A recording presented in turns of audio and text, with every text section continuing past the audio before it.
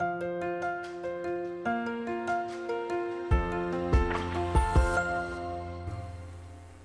want to talk about what's happened to Ukraine and why, how it's likely to emerge from the ordeal to which great power rivalry has subjected it, and what we can learn from this.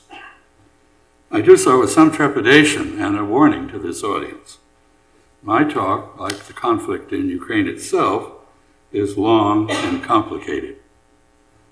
It contradicts propaganda that has been very convincing.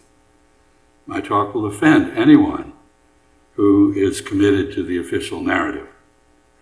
The way the American media have dealt with the Ukraine war brings to mind a remark by Mark Twain. He said, "The researchers of many commentators have already thrown much darkness on this subject, and it is probable that if they continue, we shall soon know nothing at all about it." It's said that in war, truth is the first casualty. War is typically accompanied by a fog of official lies. No such fog has ever been as thick as in the Ukraine war. While many hundreds of thousands of people have fought and died in Ukraine, the propaganda machines in Brussels, Kiev, London, Moscow, and Washington have worked overtime to ensure that we take passionate sides, believe what we want to believe, and condemn anyone who questions the narratives that we have internalized. No one out on the front lines has any real idea of what has been happening in this war. What we know is only what our governments and other supporters of the war want us to know. And they have developed the bad habit of inhaling their own propaganda, which guarantees delusional policies. Every government that is a party to the Ukraine war, Kiev, Moscow, Washington, other NATO capitals, has been guilty of various degrees of self-deception and blundering misfeasance. The consequences for all have been dire. For Ukraine, they have been catastrophic. A radical rethinking of policy by all concerned is, in my view, long overdue. Now, first, some necessary background. I've put this slide up here. It shows the current state of NATO, which expanded steadily to the Russian border. NATO, the North Atlantic Treaty Organization, came into being to defend the European countries in the post-World War II American sphere of influence against the USSR, the Soviet Union, and its satellite nations. NATO's area of responsibility was the territory of its members in North America and Western Europe, but nowhere beyond that. The alliance helped maintain a balance of power and keep the peace in Europe during the 4+ decades of the Cold War. In 1991, however, the USSR dissolved and the Cold War ended. That eliminated any credible threat to NATO members' territory and raised this question. If NATO was still the answer to something, what was the question? The US Armed Forces had no problem at all responding to this conundrum. They had compelling vested interests in the preservation of NATO. NATO had created and sustained a post-war European role and presence for the US military. This justified a much larger US force structure and many more highly desirable billets for flag officers, generals, and admirals than would otherwise have existed. NATO enhanced the international status of the American Armed Forces while fostering a unique American competence in multinational alliance and coalition management. We're really the only army that knows how to do that. And NATO offered tours of duty in Europe that made peacetime military service more attractive to US soldiers, sailors, airmen, and Marines. Then, too, the 20th century had appeared to to underscore that US security was inseparable from that of other North Atlantic countries. The existence of European empires ensured that wars among the great powers of Europe, the Napoleonic Wars, World War I, World War II, soon morphed into world wars. NATO was how the United States dominated and managed the Euro-Atlantic region in the Cold War. Disbanding NATO, or US withdrawal from it, would arguably just free Europeans to renew their quarreling and start yet another war that might not be confined to Europe. So NATO had to be kept in business. The obvious way to accomplish this was to find a new non-European role for the organization. And NATO, it came to be said, had to, quote, go out of area or go out of business, unquote. In other words, the alliance had to be repurposed to project military power beyond the territories of its Western European and North American member states. In 1998, NATO went to war with Serbia, bombing it in 1999 to detach Kosovo from it. In 2001, in response to the 9/11 terrorist attacks on New York and Washington, it joined the US in occupying and attempting to pacify Afghanistan. In 2011, NATO fielded forces to engineer regime change in Libya.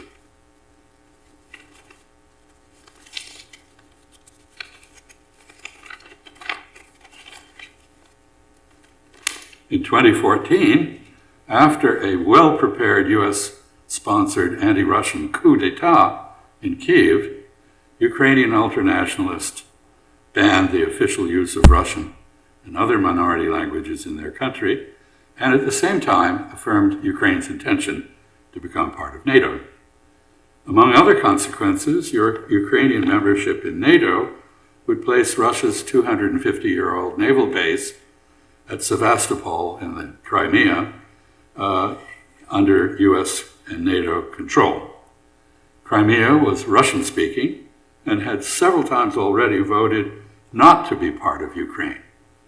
So, citing the precedent of NATO's violent intervention to separate Kosovo from Serbia, Russia organized a referendum in Crimea that endorsed Crimea's reincorporation into the Russian Federation. The results of that referendum, however questionable the organization of it was, were entirely consistent with previous votes on the issue. Meanwhile, in response to Ukraine's banning of the use of Russian in government offices and education, predominantly Russian-speaking areas in the country's Donbas region, you can see here results of various elections and protests, perhaps worth looking at as I speak. Predominantly Russian-speaking areas in the country's Donbas region attempted to secede. Kiev sent forces to suppress the rebellion. Moscow responded by backing Ukrainian Russian speakers' demands for the minority rights guaranteed to them by the previous Ukrainian constitution, as well as by the Organization for Security and Cooperation in Europe, the OSCE. NATO backed Kiev against Moscow. An escalating civil war among Ukrainians ensued. This soon evolved into an intensifying proxy war in Ukraine between the United States, NATO members, and Russia. Negotiations at Minsk, the capital of Belarus, mediated by the OSCE with French and German support, brokered an agreement between Kiev and Moscow on a package of measures, including a ceasefire in the Donbas, the withdrawal of heavy weapons from the front line, the release of prisoners of war, constitutional reform in Ukraine, granting self-government to certain areas of Donbas, and the restoration of Kiev's control of the rebel area's borders with Russia. The United Nations Security Council endorsed these terms. They represented Moscow's acceptance that Russian-speaking provinces in Ukraine would remain part of a united but federalized Ukraine, provided they enjoyed Quebec-style linguistic autonomy. But with US support, Ukraine refused to carry out what it had agreed to.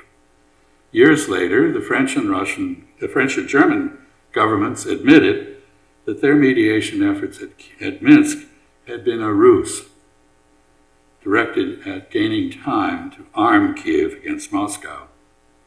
And Ukrainian President 𝗟𝗘𝗧𝗦, like his predecessor in office, 𝗡𝗲𝗂𝘂𝘁𝗂𝘁𝗍, confessed that he had never planned to implement the accords, although he ran on a platform in the elections that he won, ran on a platform of implementing those accords. So Ukrainian politicians are more admirable in some ways than American politicians, I suppose. In 1990, in the context of German reunification, the dissolution of the Warsaw Pact, and Russia's abandonment of its political economic sphere of influence in Central and Eastern Europe, the West had several times slyly but solemnly promised not to fill the resulting strategic vacuum by expanding NATO into it. But as the 1990s proceeded, despite a lack of enthusiasm on the part of some other NATO members, the United States insisted on doing just that. NATO enlargement steadily erased the East European cordon sanitaire that successive Russian governments had considered essential to their security. As former members of the Warsaw Pact entered NATO, US weaponry, troops, and bases appeared on their territory. In 2008, after a final move, pardon me, I'm having trouble with the text. In 2008, after a final move to extend the US sphere of influence to Russia's borders, Washington persuaded NATO to declare its intention to admit both Ukraine and Georgia as members. The equivalent for the United States would be Mexico and Canada entering the Warsaw Pact. The eastward deployment of US forces placed ballistic missile defense launchers in both Romania and Poland. These were technically capable of rapid reconfiguration to mount short-range strikes on Moscow. Their deployment fueled Russian fears of a decapitating US surprise attack. If Ukraine entered NATO and the US made comparable deployments there, Russia would have only about 5 minutes warning of a strike on Moscow, less if there were hypersonic missiles. NATO's role in detaching Kosovo from Serbia and in US regime change operations and pacification operations in Afghanistan and Libya, as well as in support of anti-Russian forces in Ukraine, convinced Moscow that it could no longer dismiss NATO as a purely defensive alliance. As early as 1994, successive Russian governments began to warn the United States, Boris Yeltsin, and NATO, that continued Russian expansion, especially to Ukraine and Georgia, would compel a forceful response. Washington was aware of Russian determination to do this from multiple sources, including reports from its ambassadors in Moscow. In February 2007, Vladimir Putin, speaking at the Munich Security Conference, declared, quote, "I think it's obvious that NATO expansion represents a serious provocation, and we have the right to ask, against whom is this expansion intended? And what happened to the assurances our Western partners made after the dissolution of the Warsaw Pact?" On February 1st, 2008, Ambassador Bill Burns, now the head of the CIA, warned in a telegram from Moscow that on this subject, Russians were united and determined and serious. Burns felt so strongly about the consequences of NATO expansion into Ukraine that he gave his cable the subject line, "Niet means niet. No means no." In March 2008, NATO nonetheless invited both Ukraine and Georgia to join it. Moscow protested that, quote, "membership in the alliance is a huge strategic mistake, which could have most serious consequences for pan-European security," unquote. By August 2008, as if to underscore this point, when an emboldened Georgia sought to extend its rule to rebellious minority areas on the Russian border, Moscow went to war to consolidate their independence. This is Abkhazia and South Ossetia. Less than a day after the US-sponsored coup that installed an anti-Russian government in Kiev in 2014, Washington formally recognized the new regime. When Russia then annexed Crimea and civil war broke out with Ukraine's Russian speakers, as I mentioned earlier, the United States sided with and aided and armed the Ukrainian ultranationalists whose policies had alienated Crimea and provoked the Russian-speaking secessionists. The United States and NATO began a multi-billion-dollar effort to reorganize, retrain, and re-equip Kiev's armed forces. The avowed purpose was to allow Kiev to reconquer the Donbass and eventually Crimea. Ukraine's regular army was then decrepit. Kiev's initial attacks on Russian speakers in the Ukrainian eastern and southern regions were largely conducted by ultranationalist militias. By 2015, Russian soldiers were fighting alongside the Donbass rebels. An undeclared US NATO proxy war with Russia had begun. Over the course of the next 8 years, during which the Ukraine civil war continued, Kiev built a NATO-trained army of 700,000 men, not counting 1 million reserves, and hardened it in battle with Russian-supported separatists. Ukrainian regulars numbered only slightly less than Russia's then 830,000 active-duty military personnel. In 8 years, Ukraine had acquired a larger force than any NATO member other than the United States or Turkey, outnumbering the armed forces of Britain, France, and Germany combined. Not surprisingly, Russia saw this as a threat. Meanwhile, as tensions with Russia escalated, in early 2019, the United States unilaterally withdrew from the Intermediate Nuclear Forces Treaty, INF Treaty, which had banned ground-launched missiles with ranges of up to 3,420 miles from deployment in Europe. Russia condemned this as a destructive act that would stoke security risks. Despite ongoing misgivings on the part of some other NATO members at American insistence, NATO continued periodically to reiterate its offer to incorporate Ukraine into its ranks as a member, doing so once more on September 1st, 2021, just a few months before the war began. By that time, after billions of dollars of US training and arms transfers, Kiev judged it was finally ready to crush its Russian speakers' rebellion and their Russian allies. As 2021 ended, Ukraine stepped up its pressure on the Donbass separatists and deployed forces to mount a major offensive against them beginning in early 2022.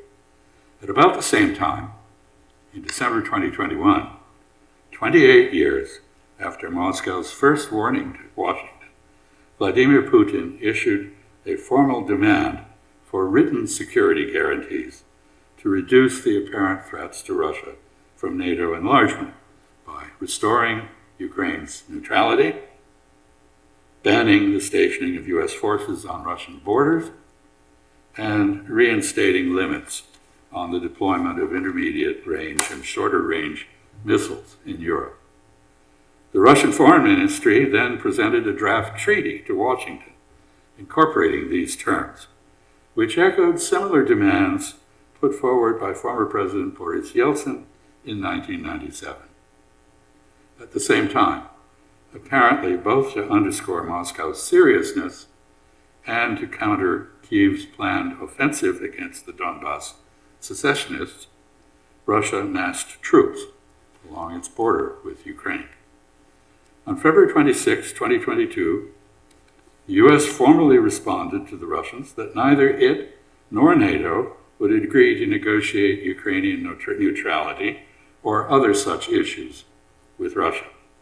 A few days later, Russian Foreign Minister Sergei Lavrov laid out his understanding of the American and NATO positions at a meeting of Russia's Security Council as follows, quote, "Our Western colleagues are not prepared to take up our major proposals, primarily those on NATO's eastward non-expansion. This demand was rejected with reference to the bloc's so-called open door policy and the freedom of each state to choose its own way of ensuring security. Neither the United States nor NATO proposed an alternative to this key provision." Moscow wanted negotiations, but in their absence, it was prepared to go to war to remove the threats to which it objected. Washington knew this when it rejected talks with Moscow. The American refusal to talk was an unambiguous decision to accept the risk of war rather than explore any compromise or accommodation with Russia. US and allied intelligence services immediately began releasing information purporting to describe impending Russian military operations and what they described as an effort to deter those operations. Incidentally, if you go back and read the predictions, they don't match at all what the Russians did, which is sort of interesting. In mid-February, fighting between Ukrainian army and secessionist forces in Donbass intensified, with OSCE observers reporting a rapid rise in ceasefire violations by both sides, but with most allegedly initiated by Ukraine.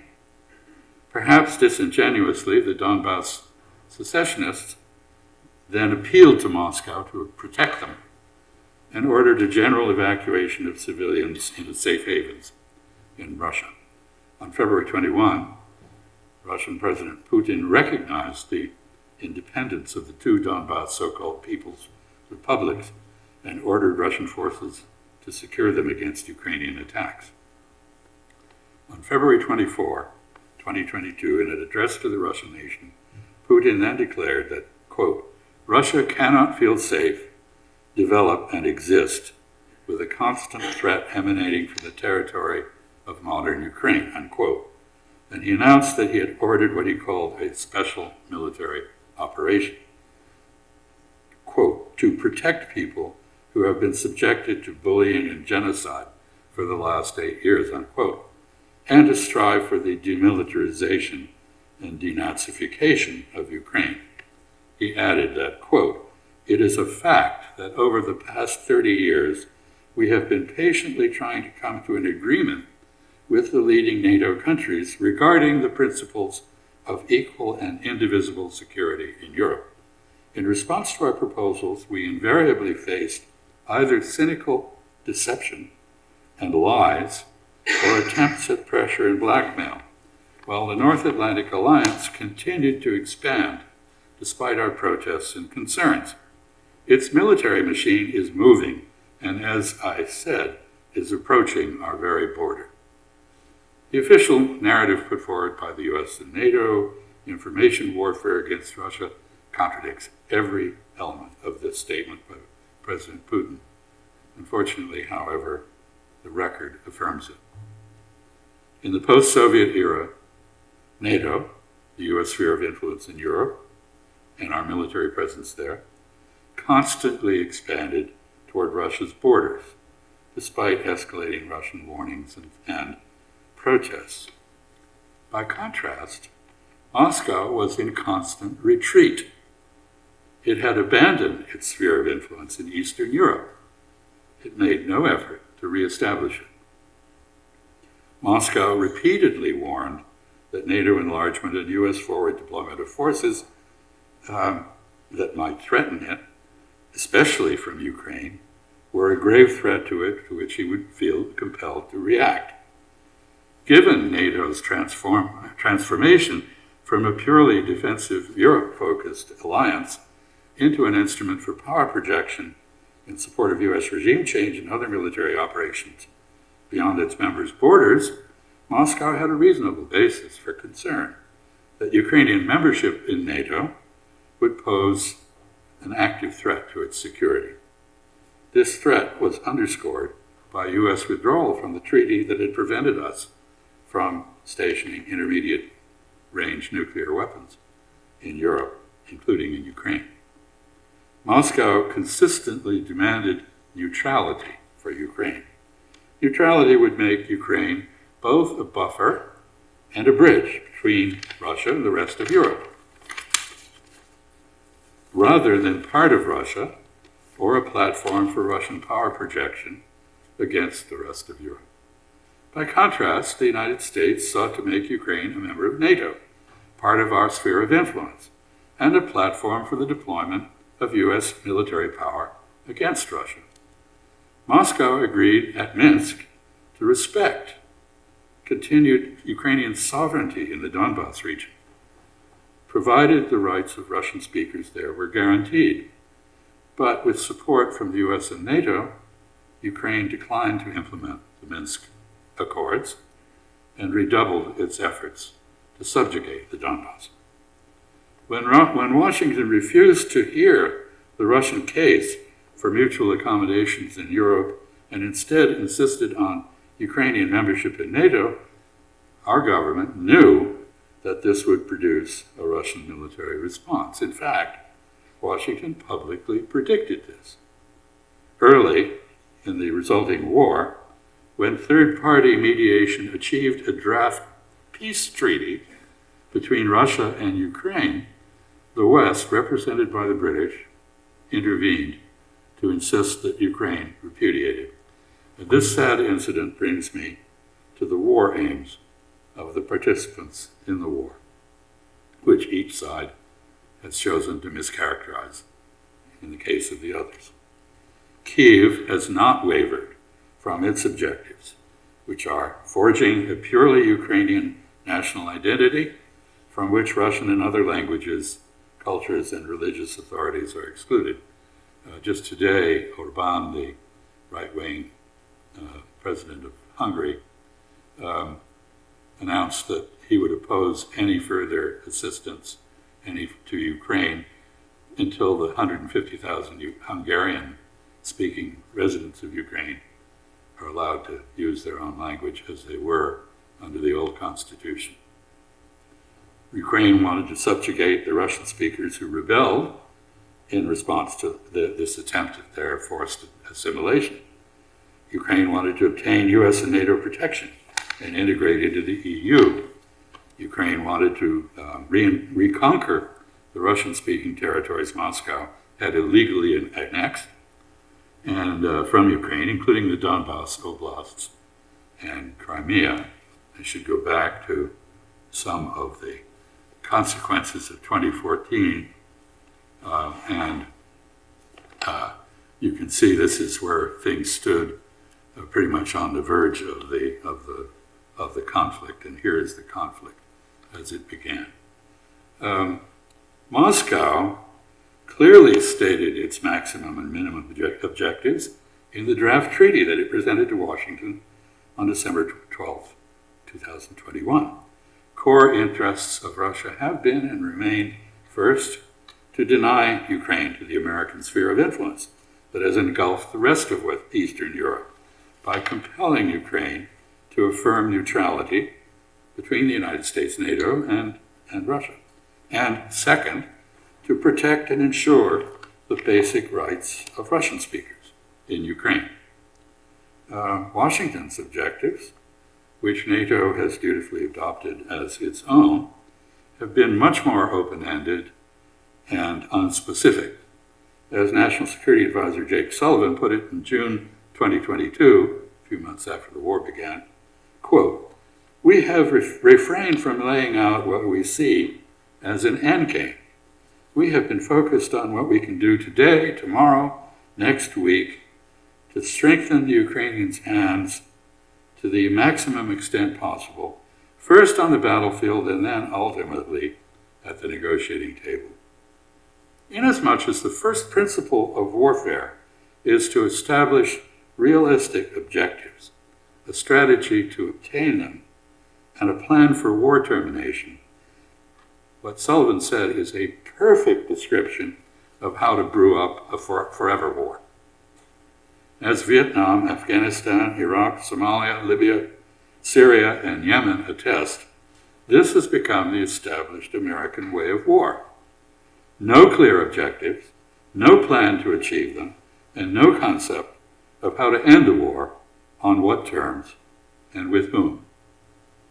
The most cogent statement, uncharacteristically, I'm sorry to say, of U.S. objectives in this war was offered by President Biden as it began. He said his goal with Russia was, quote, to sap its economic strength and weaken its military for years to come, unquote, whatever it takes. At no point has the United States government or NATO declared that the protection of Ukraine or Ukrainians, as opposed to exploiting their bravery to take down Russia, is the Central American objective. We've been prepared to fight to the last Ukrainian. In April 2022, Secretary of Defense Lloyd Austin reiterated that U.S. aid to Ukraine was intended to, quote, weaken and isolate Russia, unquote, and thereby deprive it of any credible capacity to make war in the future. Quite a few American politicians and pundits have extolled the benefits to having Ukrainians rather than Americans sacrifice their lives for this purpose. Some have gone farther and advocated the breakup of the Russian Federation as a war aim. If you're Russian, you don't have to be paranoid to see such threats as existential.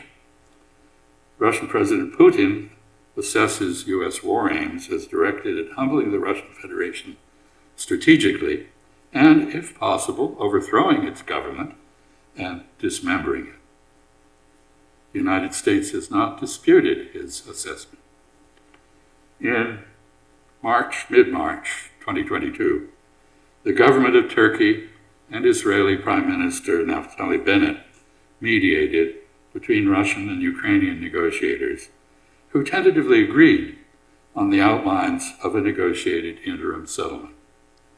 The agreement provided that Russia would withdraw to its position on February 23rd, when it controlled part of the Donbas region and all of the Crimea, and in exchange, Ukraine was promised not to seek NATO membership and would instead receive security guarantees from a number of countries. A meeting between Russian President Putin and Ukrainian President 𝗟𝗧𝗏 was in the process of being arranged to finalize this agreement, which the negotiators had initialed ad referendum, meaning subject to approval by higher authority.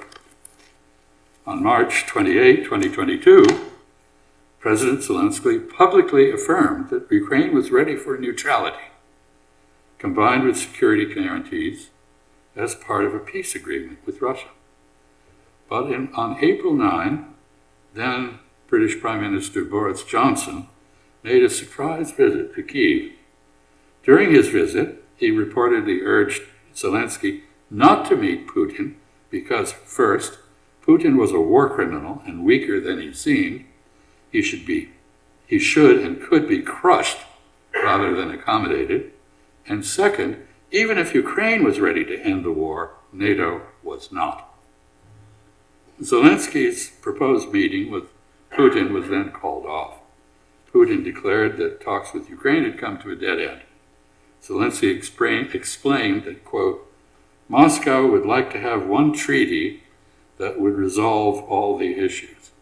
However, not everyone sees themselves at the table with Russia. For them, security guarantees for Ukraine is one issue, and the agreement with the Russian Federation is another issue. This marked the end of Russian-Ukrainian negotiations, and thus of any prospect for the resolution of the conflict anywhere but on the battlefield. This war was born and has been continued due to miscalculations by all sides. NATO expansion was legal, but predictably provocative. Russia's response was entirely predictable, if illegal, and has proven very costly to it. Ukraine's de facto military integration has resulted in its devastation.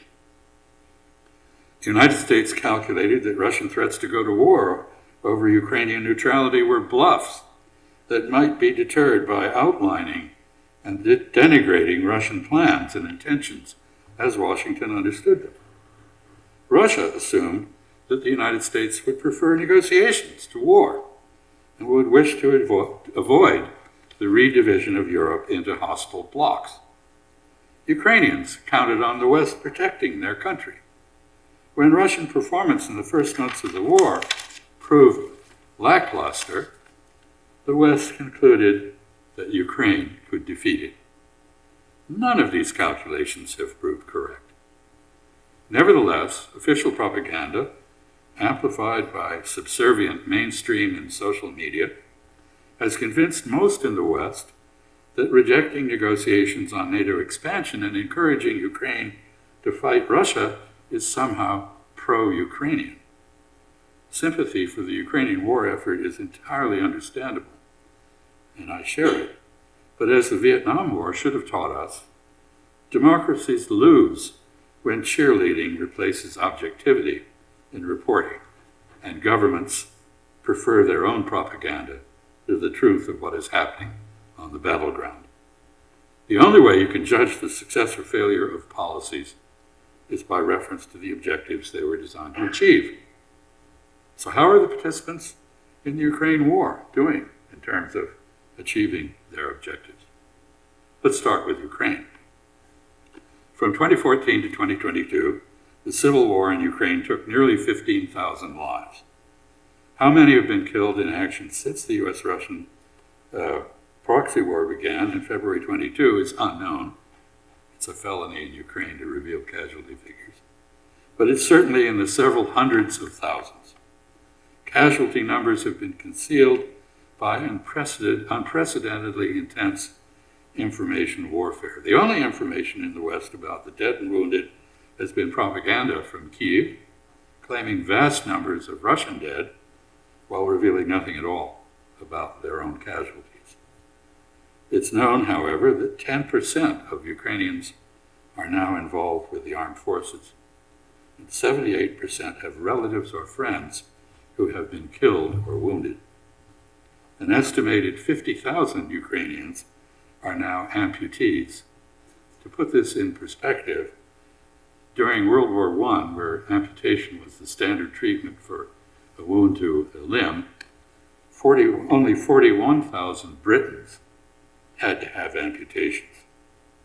Fewer than 2,000 US veterans of the Afghan and Iraq invasions had amputations. Most observers believe that Ukrainian forces have taken much heavier losses than their Russian enemies, and that hundreds of thousands of them have given their lives in their country's defense and in their efforts to retake territory occupied by the Russians. When the war began, Ukraine had a population of about 31 million. The country has since lost at least 1/3 of its people. Over 6 million have taken refuge in the West. 2 million or more have left for Russia. Russian-speaking Ukrainians have left.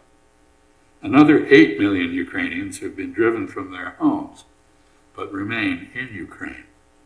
Ukraine's infrastructure, industries, and cities have been devastated and its economy destroyed. As is usual in war, corruption, long a prominent feature of Ukrainian politics, has been rampant. Ukraine's nascent democracy is no more. with all opposition parties, uncontrolled media outlets, and dissent outlawed. On the other hand, Russian aggression has united Ukrainians, including many who are Russian-speaking, to an extent never seen before. Moscow has thereby inadvertently reinforced the separate Ukrainian identity that both Russian mythology and President Vladimir Putin have sought to deny. What Ukraine has lost in territory, it has gained in patriotic cohesion based on passionate opposition to Moscow. The flip side of this, of course, is that Ukraine's Russian-speaking separatists have also had their Russian identity reinforced. There's now little to no possibility of their accepting the status in a united Ukraine, as would have been the case under the Minsk Accords. And with the failure of Ukraine's counteroffensive, it's very, I want to show you where you can see what Ukraine has gained on this slide. It is a tiny little blue area or two. And anyway, with the failure of the counteroffensive, which is now very clear, it's unlikely that Donbass or Crimea will ever return to Ukrainian sovereignty. As the war continues, Ukraine may well lose more territory, including its access to the Black Sea. What's been lost on the battlefield and in the hearts of the people cannot be regained at the negotiating table. Ukraine will emerge from this war maimed, crippled, and much reduced in both territory and population. Finally, there is now no realistic prospect of Ukrainian membership in NATO. As NSC Advisor Sullivan has said, quote, everyone needs to look squarely at the fact that allowing Ukraine to join NATO at this point means war with Russia. NATO Secretary General Jens Stoltenberg has stated that the prerequisite for Ukrainian membership in NATO is a peace treaty between it and Russia. No such treaty is anywhere in sight. In continuing to insist that Ukraine will become a NATO member once the war is concluded, the West has perversely incentivized Russia not to agree to end the war. But in the end, Ukraine will have to make peace with Russia, almost certainly largely on Russian terms. Whatever else the war may be achieving, it has not been good for Ukraine. Ukraine's bargaining position vis-à-vis Russia has been greatly weakened. But then Kiev's fate has always been an afterthought in US policy circles. Washington has instead sought to exploit Ukrainian courage to thrash Russia, reinvigorate NATO, and reinforce US primacy in Europe. And it has not spent any time at all thinking about how to restore peace to Europe. How about Russia? Has it succeeded in expelling American influence from Ukraine? Has it forced Kiev to declare neutrality or reinstated the rights of Russian speakers in Ukraine? Clearly not. For now, at least, Ukraine has become a complete dependency of the United States and its NATO allies. Kiev is an embittered, long-term antagonist of Moscow. Kiev clings to its ambitions to join NATO. Russians in Ukraine are the targets of the local version of cancel culture. Whatever the outcome of the war, mutual animosity has erased the Russian myth of Russian-Ukrainian brotherhood based on a common origin in Kievan Rus. Russia has had to abandon 3 centuries of efforts to identify with Europe and instead pivot to China, India, the Islamic world, and Africa. Reconciliation with a seriously alienated European Union will not come easily, if at all. Russia may not have lost on the battlefield or been weakened or strategically isolated, but it has incurred huge opportunity costs. Then, too, NATO has expanded to include Finland and potentially Sweden. This does not change the military balance in Europe, by the way. Western portrayal of Russia as inherently predatory notwithstanding, Moscow has had neither the desire nor the capability to attack either of these two friendly, formally very Western-aligned and formidably armed, but nominally neutral states. Nor does either Finland or Sweden have any intention of joining an unprovoked attack on Russia. But their decision to join NATO is politically wounding for Moscow. Since the West shows no willingness to accommodate Russian security concerns, if Moscow is to achieve its goals, it now has no apparent alternative to battling on. And as it does so, it is stimulating European determination to meet previously ignored NATO targets for defense spending and to acquire self-reliant military capabilities directed at countering Russia independently of those of the United States. Poland is re-emerging as a powerful hostile force on Russia's borders. These trends are changing the European military balance to Moscow's long-term disadvantage. What about the United States? In 2022 alone, the United States approved $113 billion in aid to Ukraine.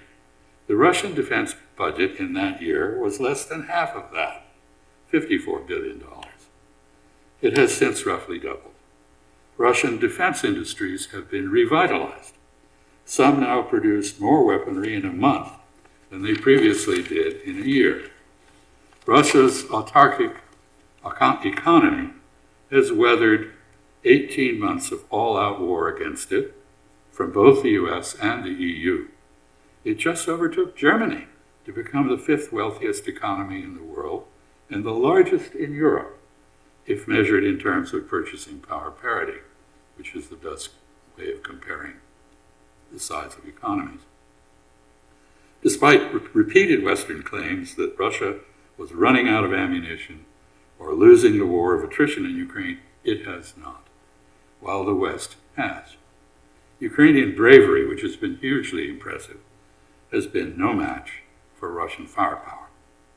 Meanwhile, the alleged threat from Russia to the West, once a powerful argument for NATO unity, has lost credibility. Russia's armed forces have proved unable to conquer Ukraine, let alone the rest of Europe. But the war has taught Russia how to counter and overcome most of the most advanced weaponry in the NATO and US inventory. Before the United States and NATO rejected negotiations, Russia was prepared to accept a neutral and federalized Ukraine. In the opening phase of its invasion of Ukraine, Russia reaffirmed this willingness in a draft peace treaty with Ukraine, which the United States and NATO blocked Kiev from signing. Western diplomatic intransigence has failed to persuade Moscow. Western diplomatic intransigence has failed to persuade Moscow to accommodate either Ukrainian nationalism or Ukraine's inclusion in NATO and the American sphere of influence in Europe. The proxy war seems instead to have convinced Moscow that it must gut Ukraine, keep the Ukrainian territories it has illegally annexed, and likely add more, thus ensuring that Ukraine is a dysfunctional state unable either to join NATO or to fulfill the ultranationalist anti-Russian vision of its World War II neo-Nazi hero, Stepan Bandera. The war has led to the superficial unity of NATO, but there are obvious fissures among members. The sanctions imposed on Russia have done heavy damage to European economies. Without Russian energy supplies, some European industries are no longer internationally competitive. The effects on Germany have been particularly profound. As NATO's recent summit at Vilnius showed, member countries differ on the desirability of admitting Ukraine. The NATO unity seems unlikely to outlast the war. These realities explain why most of America's European partners want to end the war as soon as possible. The Ukraine war has clearly put paid to the post-Soviet era in Europe, but it has not made Europe in any respect more secure. It has not enhanced America's international reputation or consolidated US primacy. The war has instead accelerated the emergence of a post-American multipolar world order. One feature of this is an anti-American axis between Russia and China. To weaken Russia, the United States has resorted to unprecedentedly intrusive unilateral sanctions, including secondary sanctions targeting normal arm's-length commercial activity between other countries that doesn't involve a US nexus and is legal in the jurisdiction of the transacting parties. Washington has been actively blocking trade between countries that have nothing to do with the war in Ukraine, just because they won't jump on the US policy bandwagon. As a result, much of the world is now engaged in pursuit of financial and supply chain linkages that are independent of US control.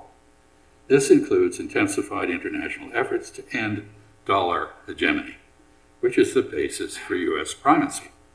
Should these efforts succeed, the United States will no longer be able to run the trade and balance of payments deficits that sustain our current standard of living and status as the most powerful society on the planet. Washington's use of political and economic pressure to compel other countries to conform to our anti-Russian and anti-Chinese policies has clearly backfired.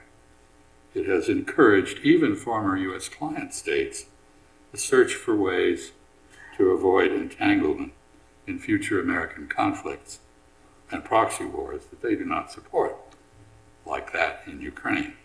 To this end, they are abandoning exclusive reliance on the United States and forging ties to multiple economic and political military partners.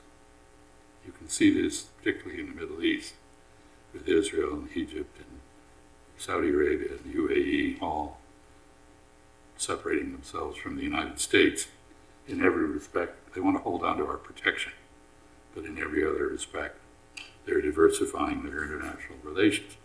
Far from isolating Russia or China, America's coercive diplomacy has helped both Moscow and Beijing to enhance relationships in Africa, Asia, and Latin America that reduce US influence in favor of their own. In short, US policy has resulted in great suffering in Ukraine and escalating defense budgets here and in Europe, but has failed to weaken or isolate Russia. More of the same will not accomplish either of these oft-stated American objectives. Russia has been educated in how to combat American weapons systems and has developed effective counters to them. It has been militarily strengthened, not weakened. It has been reoriented and freed from Western influence, not isolated. If the purpose of war is to establish a better peace, this war is not doing that. Ukraine is being eviscerated on the altar of Russophobia. At this point, no one can confidently predict how much of Ukraine or how many Ukrainians will be left when the fighting stops, or how to stop it. Kiev just failed to meet more than a fraction of its recruitment goals. Combating Russia to the last Ukrainian was always an odious strategy. But when NATO is about to run out of Ukrainians, it's not just cynical, it's no longer a viable option. What can we learn from this debacle? It's provided many unwelcome reminders of basic principles of statecraft. Wars don't decide who's right, they decide who is left. The best way to avoid war is to reduce or eliminate the apprehensions and grievances that cause it. When you refuse to hear, let alone address an aggrieved party's case for adjustments in your policies toward it, you risk a violent reaction from it. No one should enter a war without realistic objectives, a strategy to achieve them, and a plan for war termination. Self-righteousness and bravery are no substitutes for military mass firepower and stamina. In the end, wars are won and lost on the battlefield, not with propaganda inspired by and directed at reinforcing wishful thinking. What's been lost on the battlefield can seldom, if ever, be recovered at the negotiating table. When wars cannot be won, it is usually better to seek terms by which to end them than to reinforce failure. It's time to prioritize saving as much as possible of Ukraine. This war has become existential for it. Ukraine needs diplomatic backing to craft a peace with Russia if its military sacrifices are not to have been in vain. It is being destroyed. It must be rebuilt. The key to preserving Ukraine is to empower and back Kiev to end the war on the best terms it can obtain, to facilitate the return of its refugees, many of whom show no intention of returning, and to use the European Union accession process to advance liberal reforms and institute clean government in a neutral Ukraine. Unfortunately, as things stand, both Moscow and Washington seem determined to persist in Ukraine's ongoing destruction. But whatever the outcome of this war, Kiev and Moscow will eventually have to find a basis for coexistence. Washington needs to support Kiev in challenging Russia to recognize both the wisdom and the necessity of respect for Ukrainian neutrality and territorial integrity. Finally, this war should provoke some serious rethinking here in Moscow and by NATO of the consequences of diplomacy-free, militarized foreign policy. Had the United States agreed to talk with Moscow, even if it had continued to reject much of what Moscow demanded, Russia would not have invaded Ukraine as it did. Had the West not intervened to prevent Ukraine from ratifying the treaty others helped it agree with Russia at the outset of the war, Ukraine would now be intact and at peace. This war didn't need to take place. Every party to it has lost far more than it has gained. There's a lot to be learned from what happened in and to Ukraine. I think we should thoroughly study these lessons and take them to heart. Thank you.